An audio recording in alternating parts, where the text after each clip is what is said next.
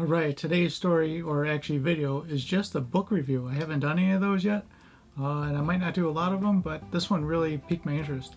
While researching my favorite website, Library of Congress, I was looking into some information actually on Gustav Whitehead's number 21 airplane. I discovered an aviation book written in 1918 called the Aviation Book, which is pretty interesting, but it was designed, I believe, more towards children's writing, but I found it very fascinating, and I think you will too.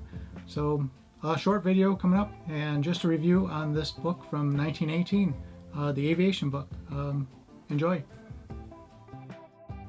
I just finished reading this really cool book from 1918 called The Aviation Book, and it's such an interesting blend of history, storytelling, and imagination.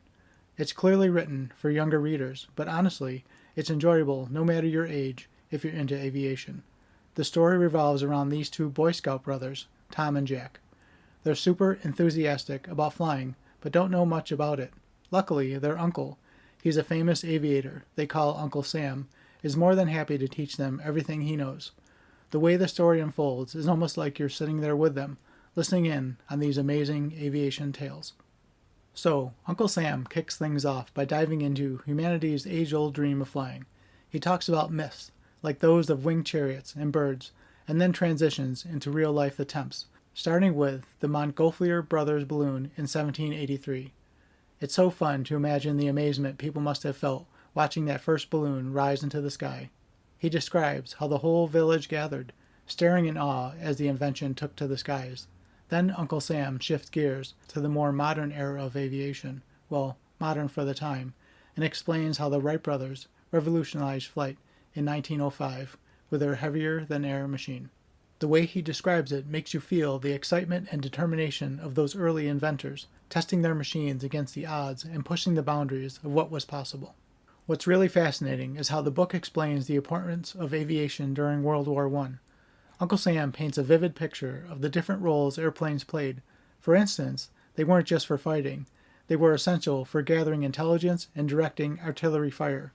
He describes how aviators had to fly over enemy lines, dodging bullets and bombs, to take photographs or relay information back to their comrades.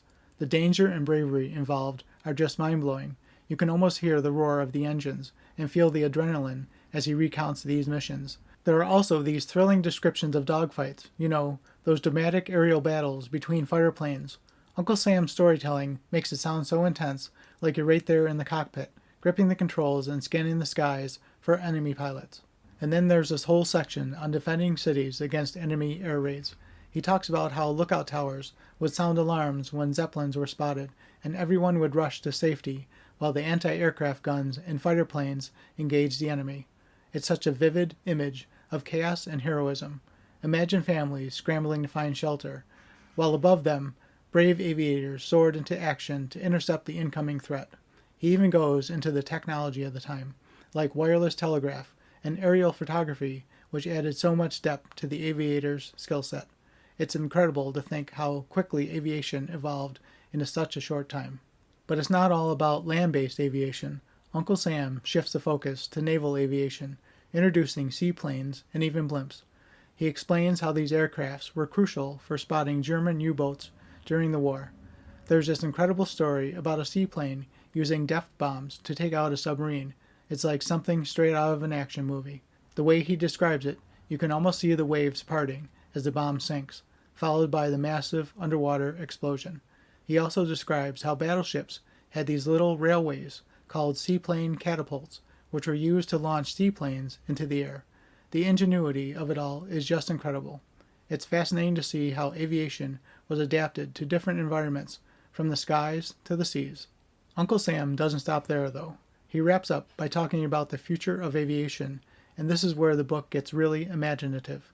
He predicts things like aerial mail service, personal airplanes, and even commercial airliners that could cross the ocean.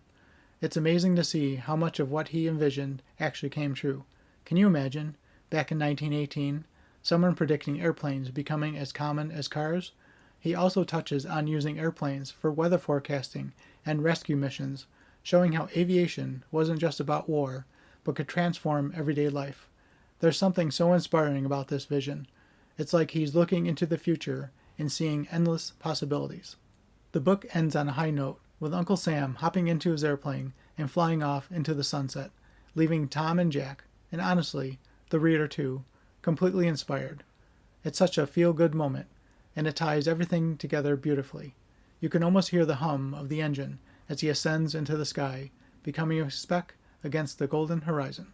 The boys watch him go, their heads buzzing with dreams of flight and adventure, and you're left feeling that same sense of wonder. What I love most about the aviation book is how it captures the sense of wonder and possibility that surrounded aviation back then.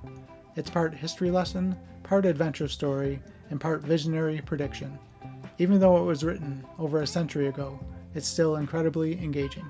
The way it blends real-world advancements with the excitement of storytelling makes it so much more than just a book about airplanes. It's a celebration of human ingenuity and the spirit of exploration. If you're interested in aviation or just love a good story about breaking boundaries and chasing dreams, I think you'd really enjoy it. Alright, so what do you think of the book review? Pretty interesting, and I hope you go and download it. If you're interested, I think you'll enjoy it. It's a good read.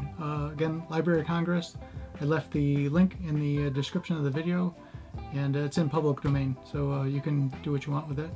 It's free, so enjoy. But leave a comment, like, subscribe, the whole thing, and if you want to see any other videos or anything you want on pilot, an airplane, let me know. Leave a comment, and we'll work it out, right? So anyway, I'm Bill Riccio. Thanks again.